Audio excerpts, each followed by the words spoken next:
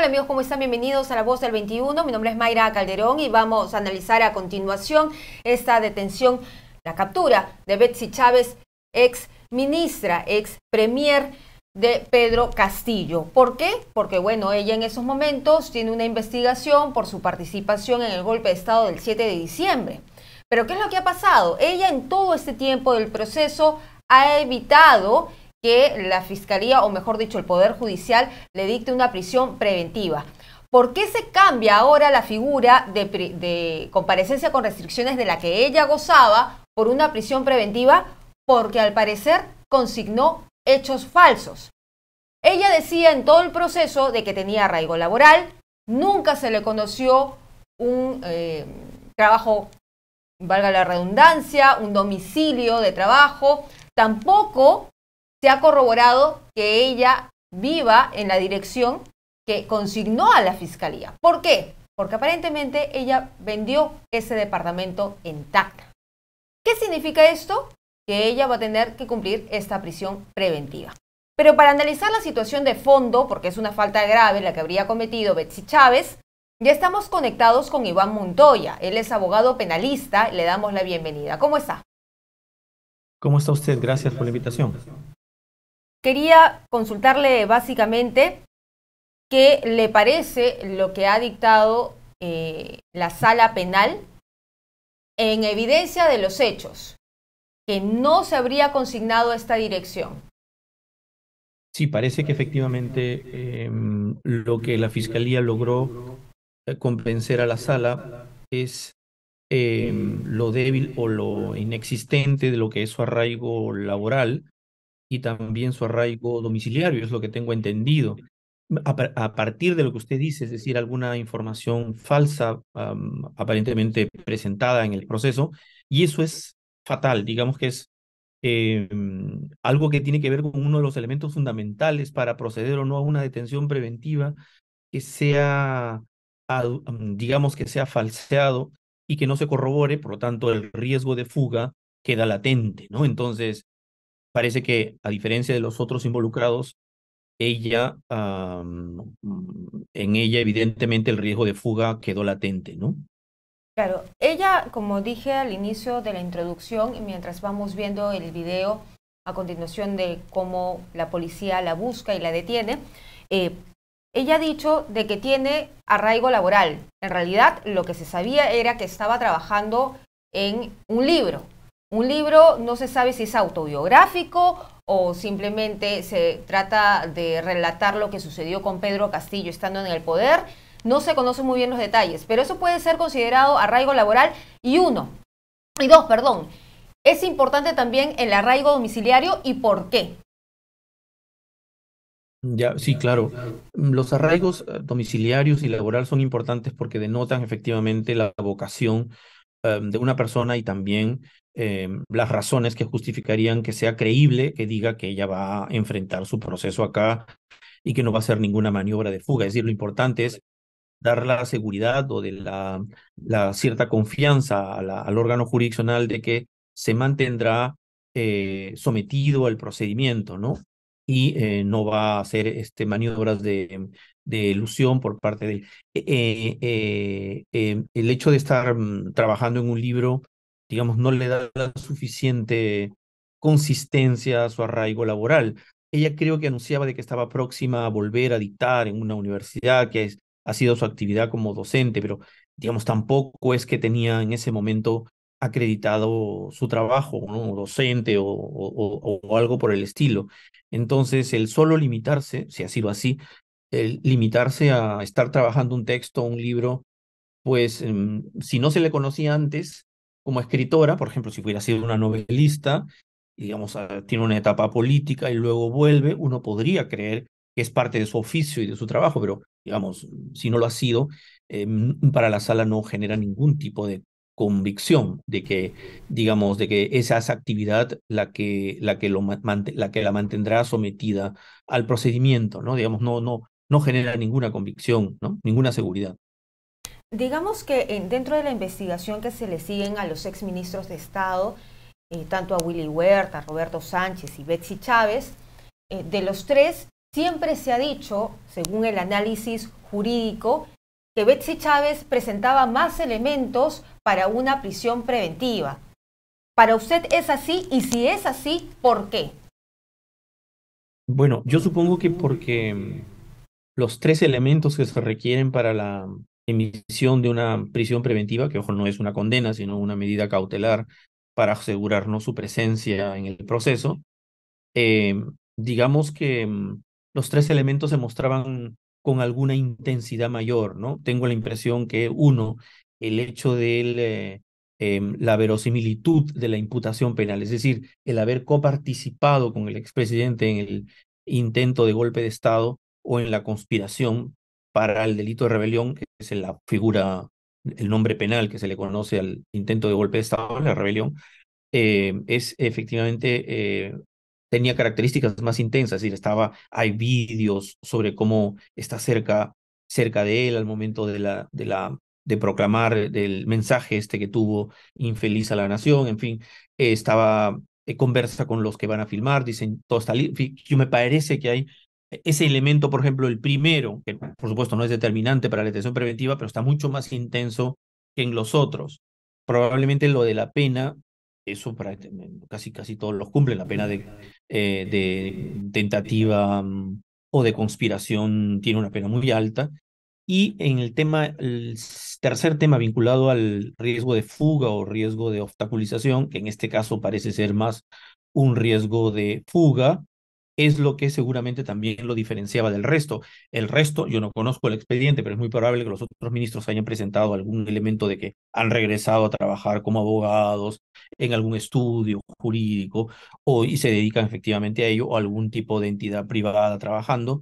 Es muy probable. Y mientras ella efectivamente parecía que no se ha logrado enganchar en un ambiente laboral y solo ha tenido como ofrecimiento a la sala expectativas de trabajo que no se corroboran, ¿no? Y eso probablemente ha sido lo determinante, ¿no? Intensificación en el ámbito de su participación en el evento delictivo, o sea, la tentativa de rebelión o la conspiración para la rebelión, y la nula o, digamos, sustancialmente débil acreditación del arraigo que los otros han podido hacer. Por ese, el panorama probablemente ha sido ese, el que por qué se ha terminado de diferenciar, porque en los otros les han confirmado la, la medida de comparecencia con restricciones. En cambio, a ella ha habido una variación, ¿no?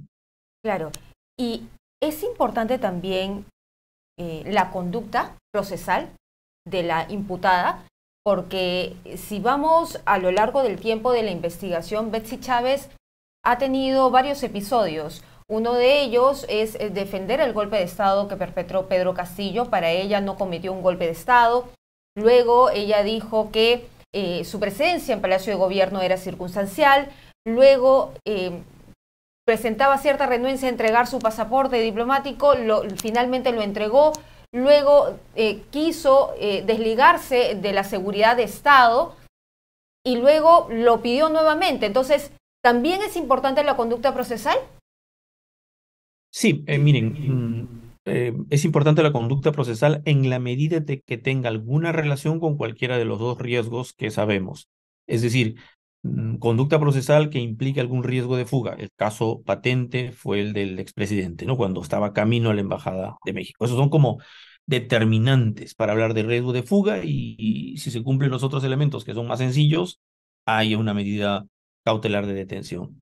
En el caso, digamos, de un comportamiento vinculado con obstaculización, amenazas, algunas palabras que impliquen sutiles amenazas a testigos o coprocesados que puedan atestiguar en contra de ella o podrían también, pero digamos, eso no se ha producido.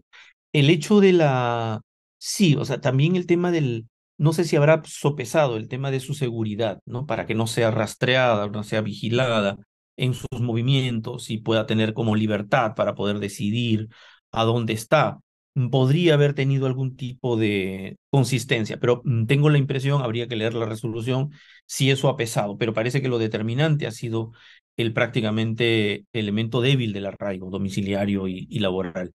Más allá de eso, el hecho de hablar bien del golpe, seguir no es un elemento que cuente para la detención. En otras legislaciones, habría que tenerlo en cuenta, en otras legislaciones, otro elemento a tener en cuenta para una medida cautelar de detención preventiva es la, el riesgo de insistir en el evento delictivo. Es decir, si por ejemplo está detrás de movimientos sociales para que pueda, digamos, recuperar la libertad del presidente y reponerlo en el gobierno, digamos, eso es un riesgo enorme de volver a delinquir, digamos, ¿no?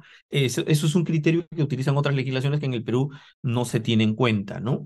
Nosotros somos solo el riesgo de fuga, riesgo de obstaculización, no el riesgo de reiterancia, ¿no? Porque a mí me parece que a Betty Chávez le escuché alguna vez decir esto de que no hubo golpe, evidentemente, que el presidente no sé si está mal detenido y que habría que ver bien de su libertad, en fin, ¿no?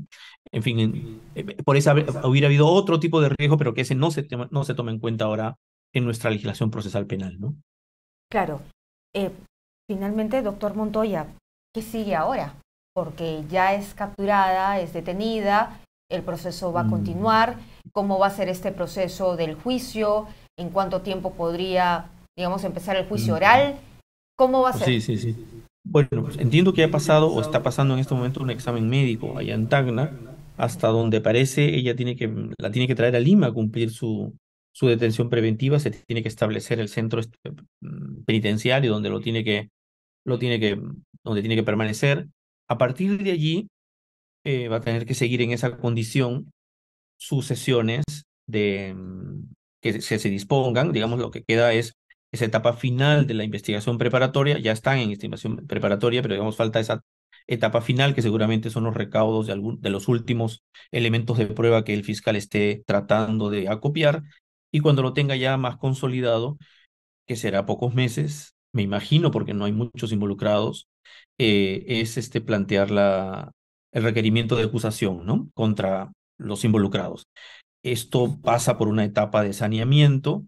Reitero, no me parece que sea equivalente a los casos Lavallato, donde se ha tomado muchísimo tiempo por la complejidad de esos delitos, por el número de intervenientes. Acá creo que son muy pocos y es un solo hecho focalizado, todo en Lima, Perú, digamos, está concentrado los elementos de prueba que se han podido acopiar.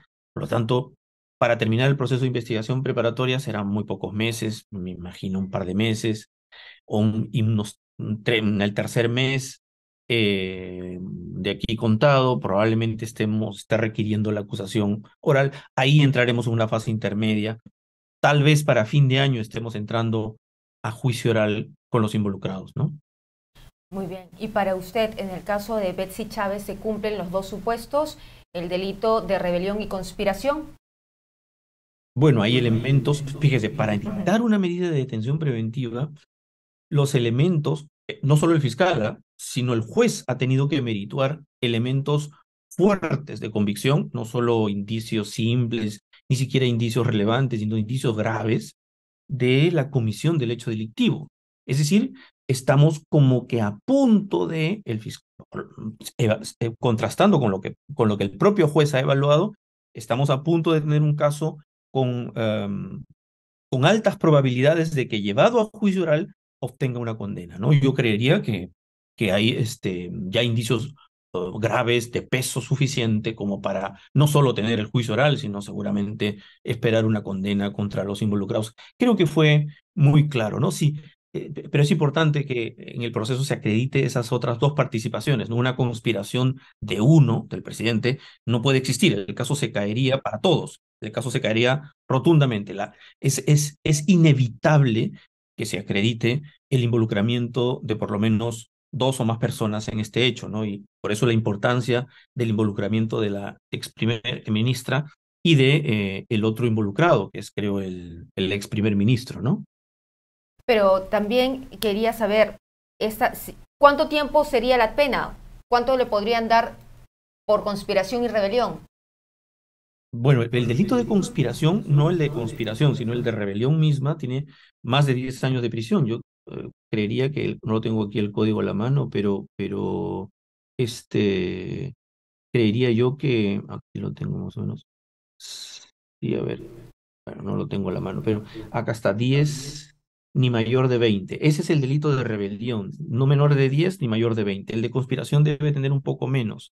probablemente de 5 a 12, pero digamos, aquí ella está por rebelión, pero también por conspiración, ¿no?